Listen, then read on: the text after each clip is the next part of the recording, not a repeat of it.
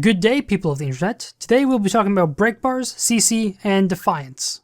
Yes, we're talking about Defiance, it is still in the game. So let's start by talking about CC. There are two forms of CC, or crowd control. There is soft and hard CC. Another way you can think of it is passive and active CC. So, soft CC. This impairs movement and combat, but does not disable the enemy, and doesn't affect stability. This would include conditions such as chill, cripple, immobilized, blind, weakness, and slow. Hard CC disables and causes involuntary movements and does affect stability. This includes, but not limited to, knockback, pull, stun, freeze, knockdown, fear, and taunt. Those last two, fear and taunt, are the only conditions that are considered hard CC. So moving into breakbars. Breakbars is replacing the Defiance system, which I'll talk about later. This system is in place to make mobs more of a threat and prevent you from stun locking enemies. Stun locking is basically where you disable the enemy to a point where they can do nothing and you just face roll over them doing anything you want.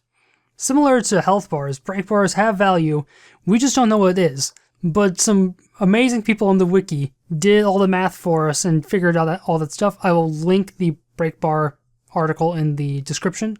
Shows all the values of break bars for certain mobs and also the amount of damage soft and hard CC does to these break bars.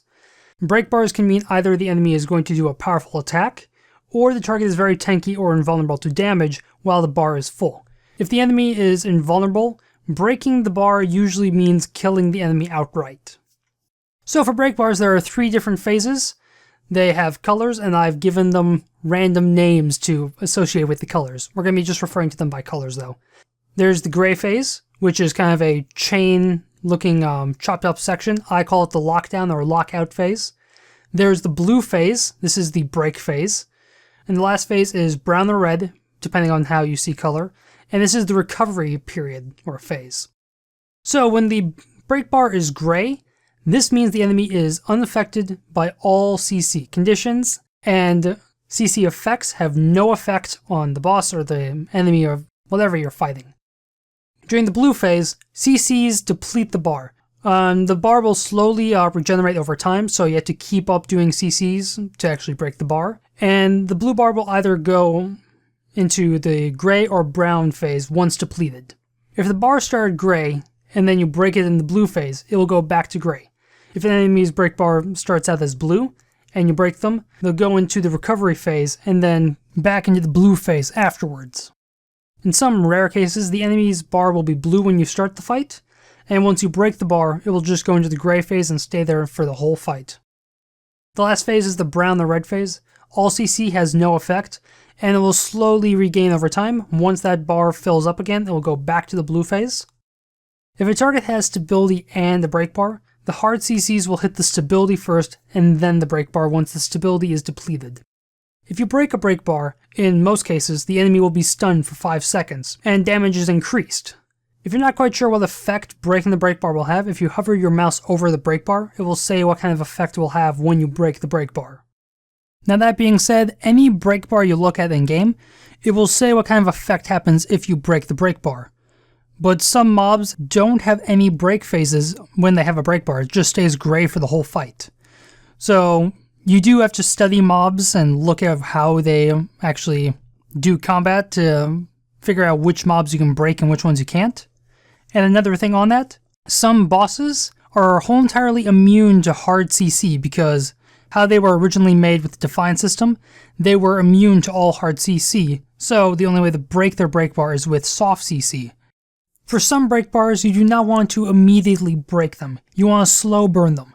This is to push out more effective DPS, because they'll be in one spot, not moving around. The Chalk Garant, for example, Untitled Chapter, has an ability where he starts smashing the ground and rocks fall from the ceiling, crushing people. And the rocks still do a lot of damage, but the Chalk Garant stays in one place and you can more effectively DPS him before you break the bar, if you slow burn him. So how does CC affect the break bar? Overall, longer duration means more damage to the break bar.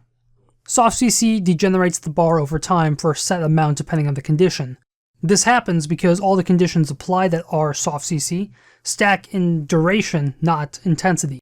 Taunting Fear cause the most damage out of the soft CCs to the break bar, but usually have the shortest duration and can be countered using stability.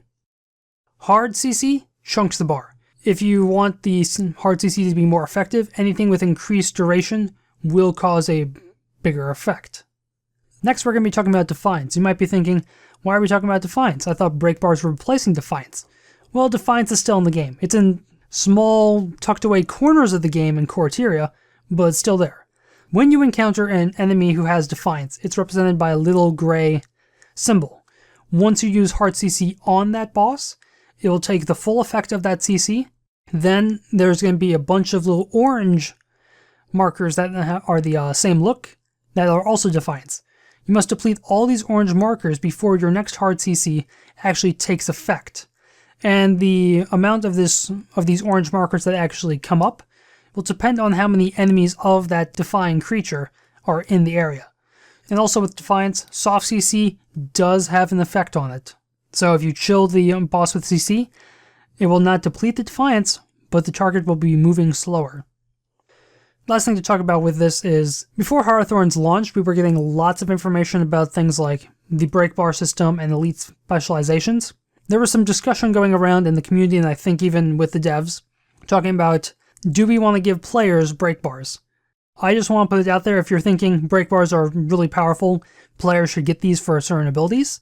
Do note, break bars, if they're broken, they stun you for like 5 seconds, or maybe even like 3 seconds, and that's a long time to be stunned. So if a player skill is going to have a break bar, it needs to be a high risk, high reward ability where it's high risk where people want to break you, but it also needs to be high reward, where you're not just immune to all the soft CCs, you're also outputting more damage or taking reduced damage, just something that makes you more of a threat on the field. So if you enjoyed the video, hit like, comment, subscribe, hit me up on the Twitters and the comment section below, and have a day.